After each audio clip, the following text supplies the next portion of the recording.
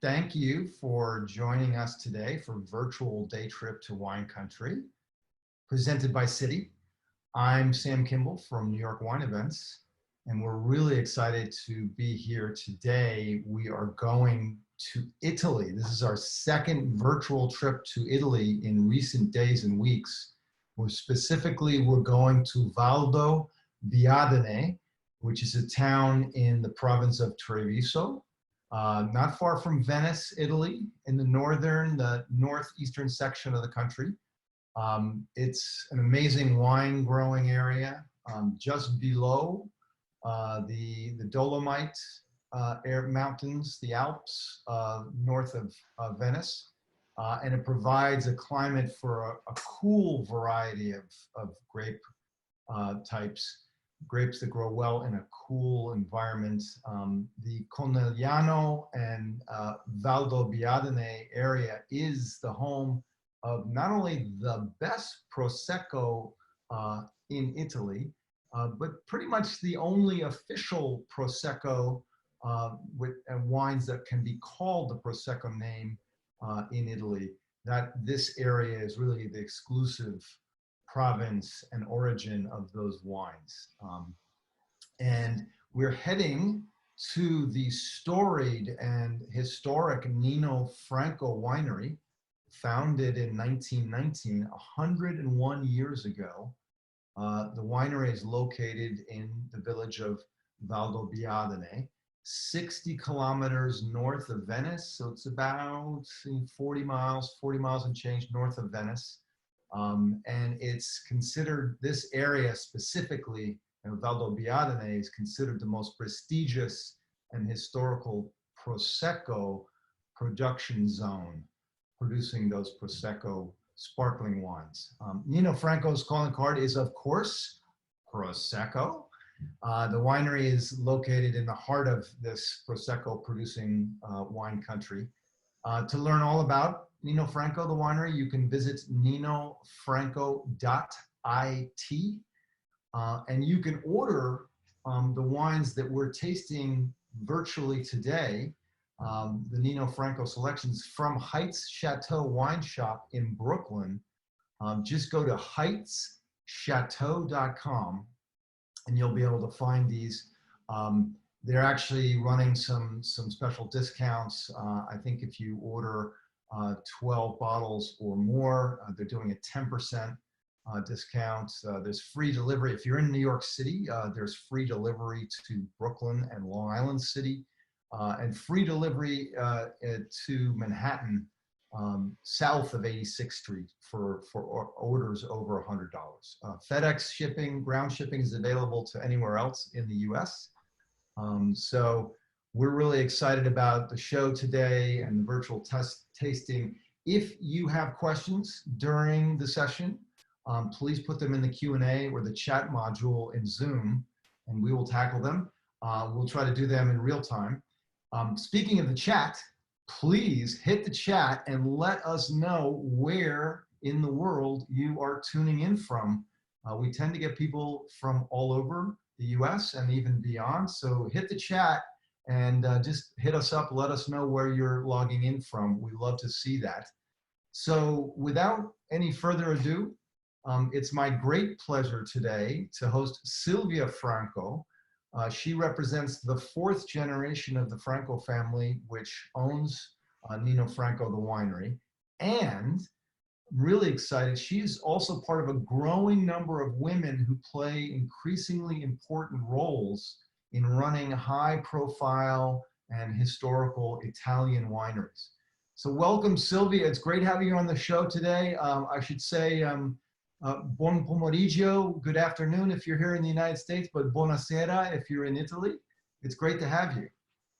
Hello, Sam. Good afternoon, or buonasera here in Italy. Thank you very much for having us, for having me tonight, and for your introduction. Well, it's a pleasure.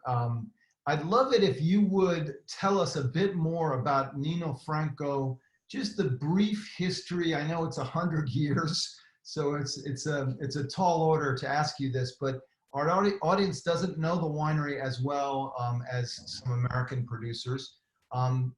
the winery's been in business for 100 years. What is Nino Franco all about? Well, my great-grandfather Antonio founded the winery in 1919. At the very beginning, our winery, the family was was running more a farm than the winery that we have today. And while the years passed by, the focus was on the production of wine, but mainly after my grandfather Nino entered into the business, and then when my father Primo joined him in the 70s, they focused on Prosecco, so on the wine, on the sparkling wine that it is produced in our area mainly. The place where we are, so the winery, is still in the same place where my great-grandfather Antonio started the business. Obviously, we made some renovation during the years, but basically the structure is still the same. Today, we produce just Prosecco, and we produce a sparkling rosé, which we will taste together tonight virtually. And it is a family business. So I am working with my father, two generations together, so the third and the fourth. And I'm looking at your beautiful picture behind you, because basically those are really the hills that are the heart of the hills of Valdobbiadene, of the area of the DOCG production. Yeah, I was going to ask you about that, because if you look at this photo, I mean, the hills are absolutely dramatic and beautiful.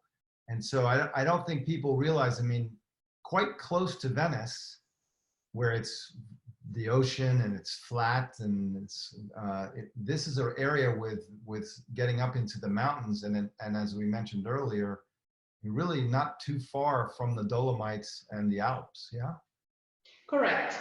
So we are about 1 hour driving from Venice, up in the hills. So as you said, Venice is on the sea and it's on the plain.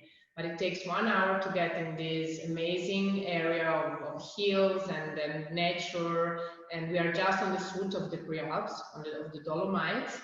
So for sure, the temperature that we have here and the climate is really great and perfect to grow grapes and to have to be able to have potentially a great quality. So one of the things, and everyone who watches us or knows us is aware that one of my pet projects is to get Americans to try more different types of grapes.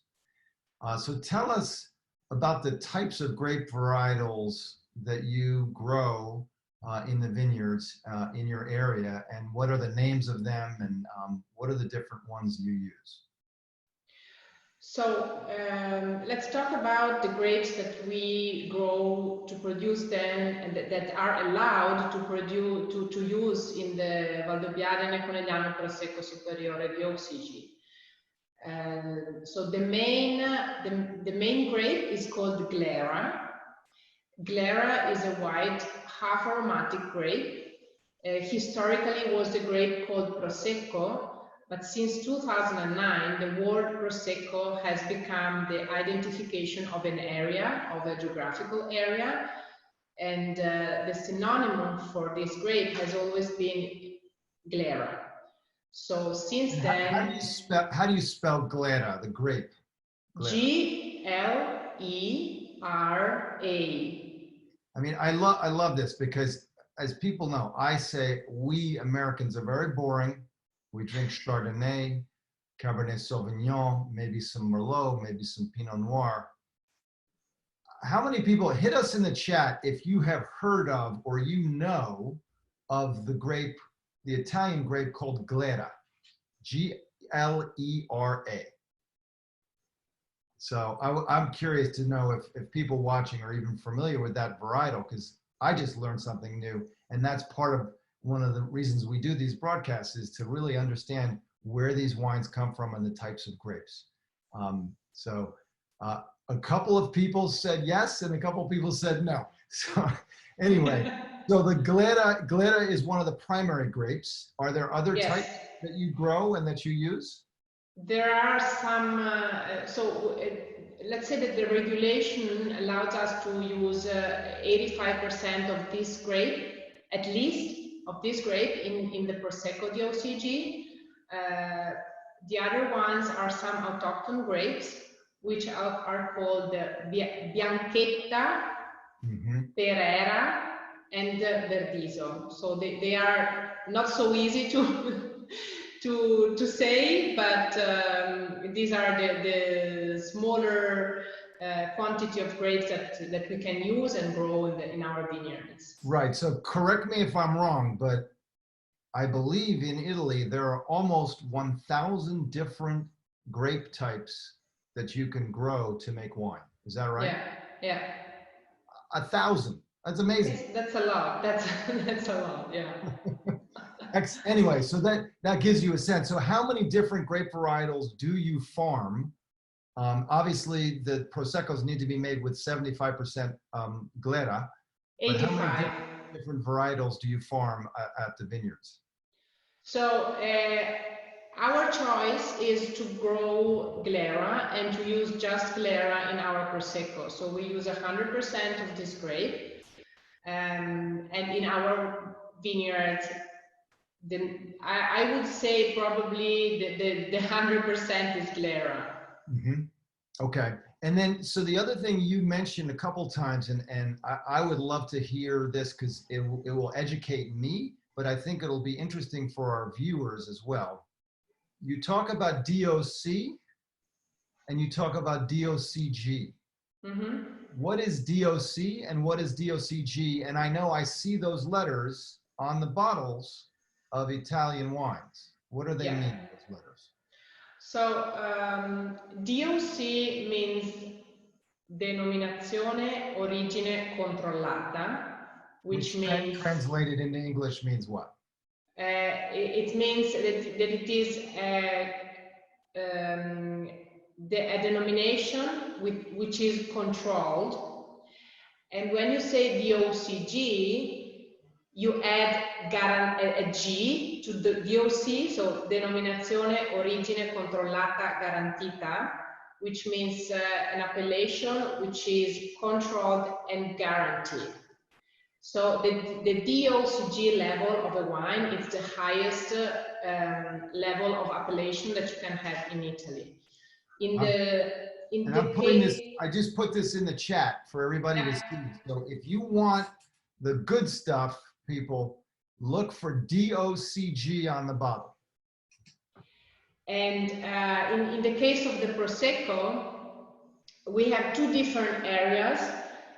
One is the one that we have talked about until now. So it is the Valdobbiadene Conegliano Prosecco Superiore DOCG. This is on the hilly side. Like all around the world, the hilly side is the best area for wine regions, for quality grape growing. And then there is, and this area covers about 40 kilometers, so it's not so big. And then there is a much bigger area which is on the plain, which covers both Veneto and Friuli region, and that's the DOC. And that's probably more focused on more quantity than quality, I would say. But that's not always true. It depends from producer to producer. Let's say that generally, for sure, in the hilly side, where the DOCG is, we have for sure the quality that you can find in such an area. We have a really good question from Gil, and because we've been talking about how Prosecco, officially real genuine Prosecco, can only come from these two areas within the northeastern part of Italy. Similar to how Champagne can only come from the Champagne region of France. Gil's question is, how do Prosecco and Champagne differ? Oh, wow. That's an important question. That's a good question. That's a great It is. Well, first of all, there is a different method to produce Prosecco than Champagne. Prosecco is produced in tanks, in stainless steel tanks, both for the first and the second fermentation. As regards Champagne, Champagne is produced as regards the second fermentation, it is made in the bottle. Mm-hmm. I'm sorry. So the Champagne method is called champenoise. Mm-hmm. The method used for Prosecco is the Charmat. Ah, okay. So the carbonation, the bubbles, come from the steel tank process in Prosecco. Correct. Got it. Correct. And by the way, so some people may not know, but there are sparkling wines. Some are made in the U.S. and some are made in other places where they use actual what's called forced carbonation. So they actually carbonate the wine just the way that they carbonate soda or Coca-Cola or Sprite. I don't want to hear about that. but in the case of real Prosecco and of course real Champagne, the bubbles come through a natural process in making the wine. Yeah, well, it's I wouldn't say really natural, because obviously to make wine, you need to help the grapes and the must to become wine, right? Yeah. But it is for sure not added. It is a chemical process where basically the yeast eat the sugar, and in the first fermentation, this they produce alcohol in this way, and during the second fermentation, when the yeast eats sugar, then we get the CO2. Got it. So when natural. When the yeast is eating the sugar in the second fermentation process, now comes the bubbles. Yes. Got it. Interesting. So in your minds, what makes a great Prosecco? You're living and you're producing wines in the world capital of Prosecco. What constitutes a great Prosecco? Well, I think that to produce a great Prosecco, like any great wine, you must have an idea of what a great Prosecco and a great wine you want to have and to produce at the end. And from there, you go back to the beginning and you start from the vineyard to focus on that word, great, so on quality. And in order to have a great Prosecco, you must for sure have great grapes. You must for sure produce a great base wine. And you must have attention on quality and in every single process from the beginning to the end. Excellent. What we look for in our Prosecco to get to the best quality we think we want, we look for balance. Balance is the most important thing we want to have in our wines. So balance between acidity, sugar, and all the characters that you're going to have in the wine. So the perfumes, the flavors. So nothing has to cover anything else among all these different characteristics that you find in the wine. I listen. I think that's a great answer. Like, decide what makes great in the mind of the winemaker, and then the winemaker has to go to the vineyard and make sure that the farming and the grape growing fits with the plan and the mission. So so really quickly, let's take a look around, and then let's start tasting. You've got those beautiful bottles in front of you, so let's take a look. So I will take the cool ones, which are just next to me, so I will keep this You do that, and I'll start showing people around. So this is the main winery building, Cantine Franco. And this is where Silvia goes to work every day. It's beautiful. And of course, we have some more images of the vineyards. You see these hills. When she talks about the best grapes is on the hillside, you see those hills. And I think let's get started. I think the first wine and Prosecco we're going to taste is the Rustico.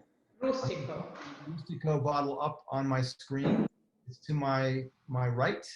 And this is it's a non-vintage Rustico Prosecco. It retails at Heights Chateau in Brooklyn for $18.99. So this is a great value.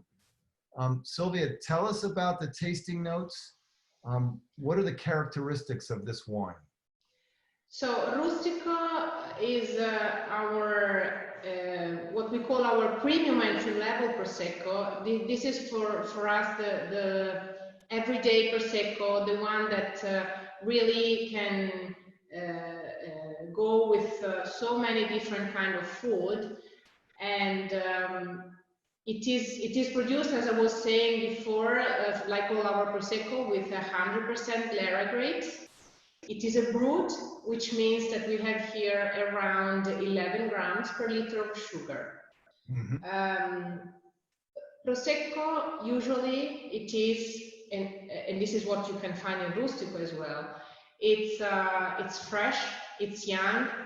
You usually have perfumes of stone fruit, of white peach, of green apple. Sometimes you can find the pear, and you can also find some white flowers also inside the wine. Mm-hmm. I cheer with you, meanwhile. So now I have a question for you, because this is I always go to, okay, what food goes great with this? So I want to know what the 4th generation family member of a famous Prosecco producer in outside of Venice, which food do you like the most to pair with this particular wine? I would pair a pasta with pomodoro, so a very, very typical plate Italian dish, if I had to choose. But really, this is very easy to pair with some finger food, with some fish as well, with a pizza. I would have it also with some light and white meat as well.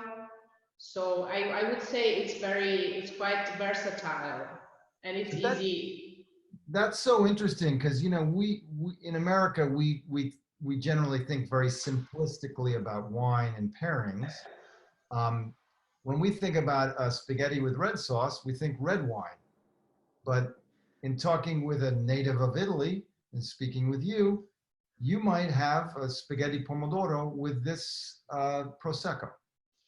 Yes, I must say that I personally think that it's not true that a fish just goes with white wine and meat just goes with red wines. Yep. I think that if you choose the right white wine, it can go very well with the meat, and vice versa. If you choose the right red wine, it can go very well also with fish. Yeah, I agree. By the way, we have a question. Timothy wanted to know, what is the history or the origin of the name Rustico? Okay, so I know this answer comes to me very often from American people, and I can understand why, because rustic in English has a little different meaning than rustico in Italian.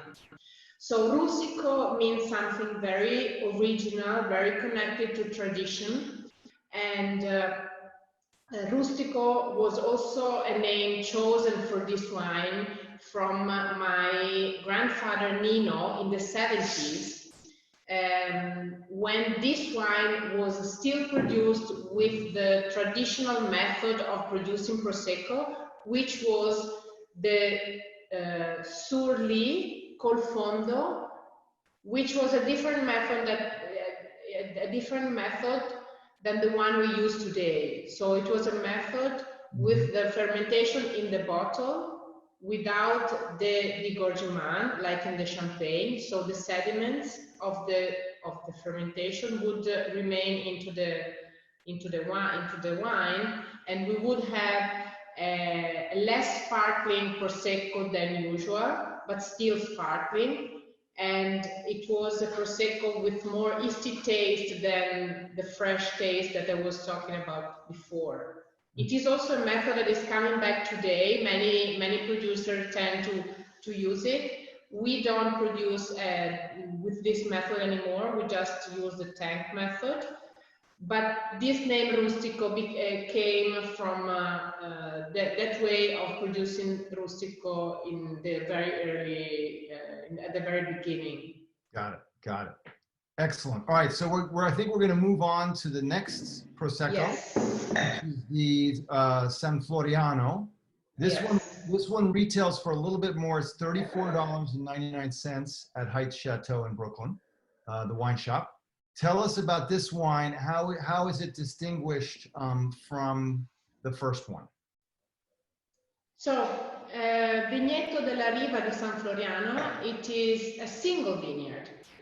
So this is the first big difference. This means that all the Glera grapes used for San Floriano come just from one vineyard, which is named San Floriano.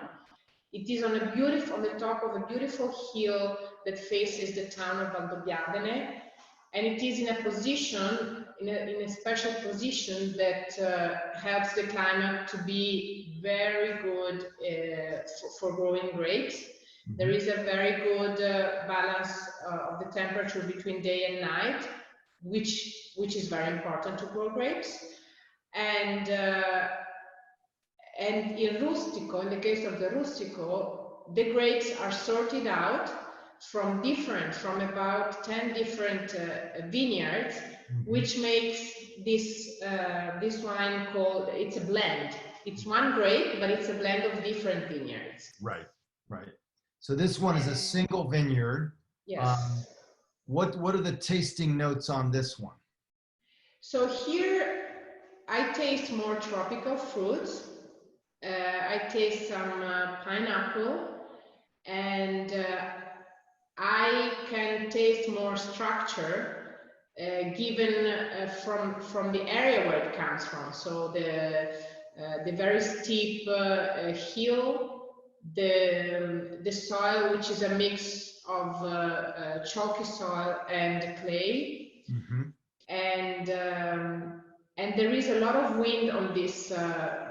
Quite for the whole year, there is some wind that cools down the temperature during the night, so fixes the aromas and flavors as well.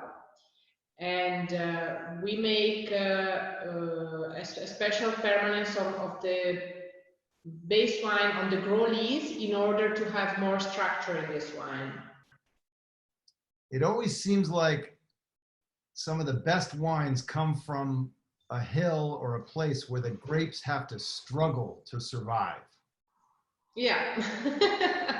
So it never fails.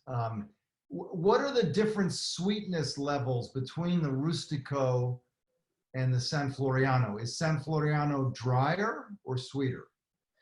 So San Floriano is still in the range of the Brut, but has about a couple of grams less than Rustico. So we have about 9 grams per liter of sugar in San Floriano.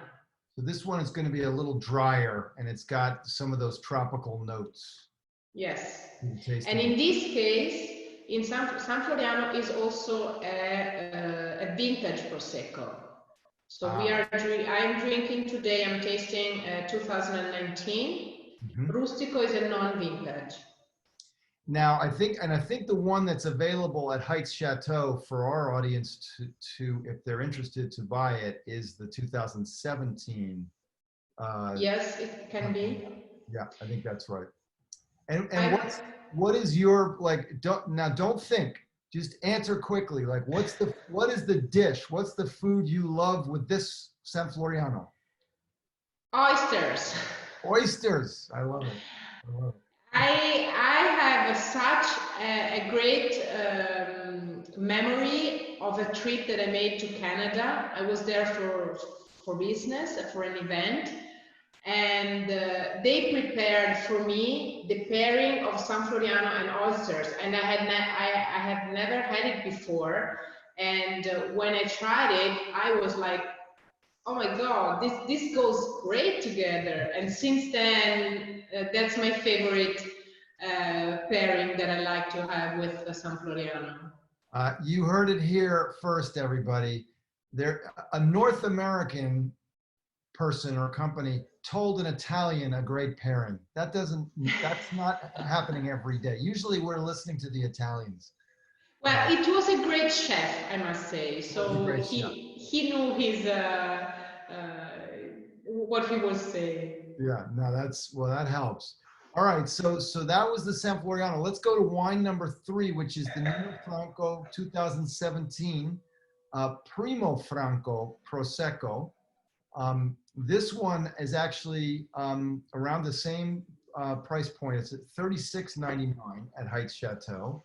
I will put it in the chat to everybody so you can see it. Tell us, Silvia, about this Prosecco. So Prosecco Primo Franco is a very special Prosecco, especially for my father Primo. And this is because this Prosecco was the first one that my father has produced by himself in 1983 after my grandfather Nino passed away. So it was for him his first adventure producing a wine alone. He produced this wine. Do you give courses in education in how to open those bottles so smoothly? I'm not sure if you heard it, but the first bottle I opened, the Rustico, I just like, boom! Did you hear me? I did. But then I noticed the second two, it was very peaceful, which I've never been able to accomplish myself. The first bottle was probably too warm, and that's why it came out so quickly and boom. But then usually I try to open it in this way. That's the way it should be. So this is a very special selection. Yes. So Prosecco Primo Franco was one of the first Prosecco produced with a higher residual sugar than the classic Brut that was drunk in the 80s from most of the people. And also it was the first Prosecco that had the vintage on the bottle and also the name of the producer like a signature. So my father decided to sign this bottle as it was really his creation. Mm-hmm. And in fact, since then, the Prosecco has remained, the style of the Prosecco has remained the same in terms of sweetness. Obviously, during the years, we have changed some things in the production and have improved the way of how to produce the wine, the Prosecco. And basically, the label has remained the same as it was at that time. We have a little bit modernized the label, but it is basically the same. And this is the bottle here, yeah? This one? It is, yes, yep. It is. Okay, great. Yep. So for everybody to see, that's exactly what this bottle looks like. And what are the tasting notes here? A little bit sweeter? Yes, Primo Franco is smoother. It has a higher residual sugar. We have here about, it seems it is 28 grams per liter of sugar. Mm-hmm. It seems a lot when I say it, but if you taste it, you will find out that there is that good balance I was talking about at the beginning. There is a very well balance between sugar and acidity. And this helps this wine to be very pleasant to drink, not too sweet, even if there is a higher residual sugar than the other wines, than the other Prosecco. And what's the alcohol percentage? in this one? This is 10.5%. So this is lower than the others. Lower, yep. So these are very drinkable. Yeah. Excellent. And what would you pair? What's Silvia's favorite dish to go with this one, the Primo Franco? I have two favorite dishes with this. Okay. I would have it as an aperitif with soppressa. Soppressa is a very typical local salami that we have here in Veneto. But you can pair it with any kind of salami, I would say. Also with some like prosciutto di Parma or something like this. Love it. And then you could pair it also with a great apple cake, like the tarte tatin or some gelato. So this is also very good to pair with different kind of food. This is very good also with Asian food, for example, with spicy food. So it's you could choose different food. Is there an Asian food? Would it be Thai or Chinese? What would you pair with this if it were Asian dishes? Maybe Chinese. So Chinese food is, well, also in Chinese food you have different way of cooking, right? But I had some Chinese dishes in Hong Kong where there was a lot of spice in it. And I think that the Primo Franco, probably with low alcohol and a good quantity of sugar, it balances very well the spice of this food. Got it. Okay. All right, we have, would it be considered, this is a question, would it be considered a demi-sec Prosecco? Yes.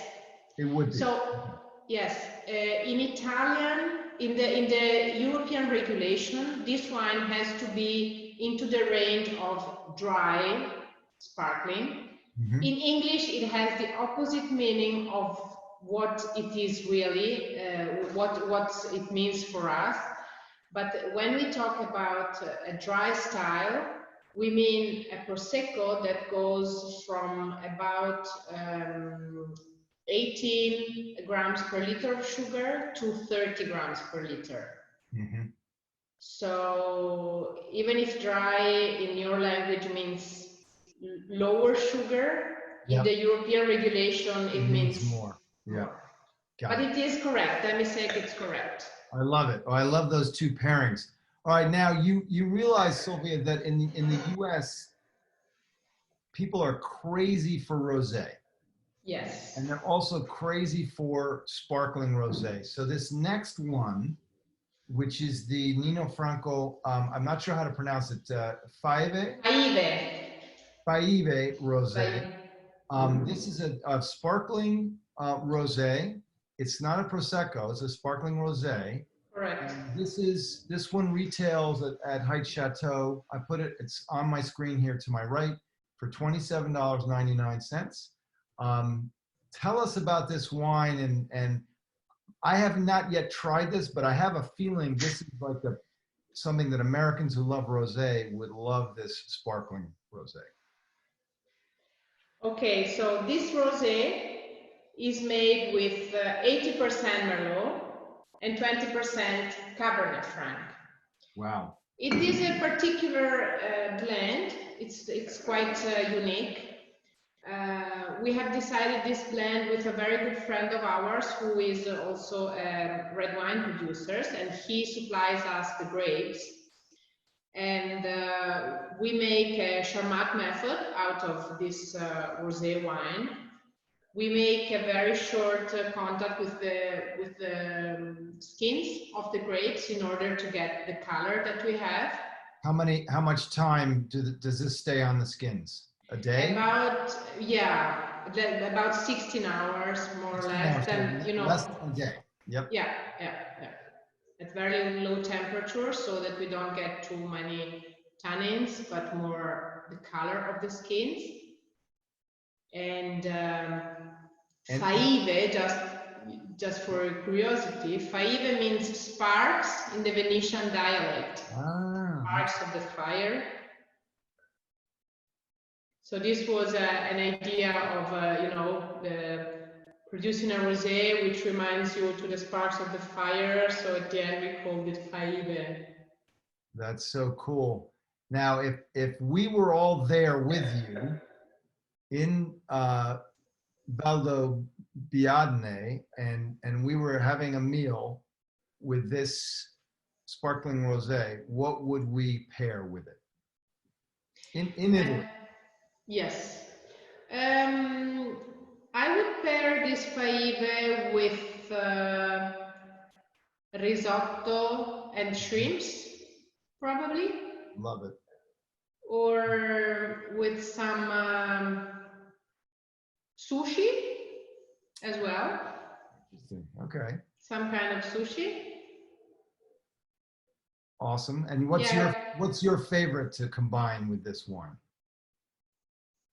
I would say sushi. Even if it's not an Italian dish, but I would say no, maybe a fish, yeah. Maybe some salmon, some roasted salmon, or yes, the risotto with some shrimps. That would be also a great pairing. And in terms of tasting notes, is this a dry rosé or does it have some sweetness to it? No, this is like more or less like San Floriano. So we have here 9 grams per liter of sugar. So it is a brut. Mm-hmm. So it's quite dry. Yes. Excellent.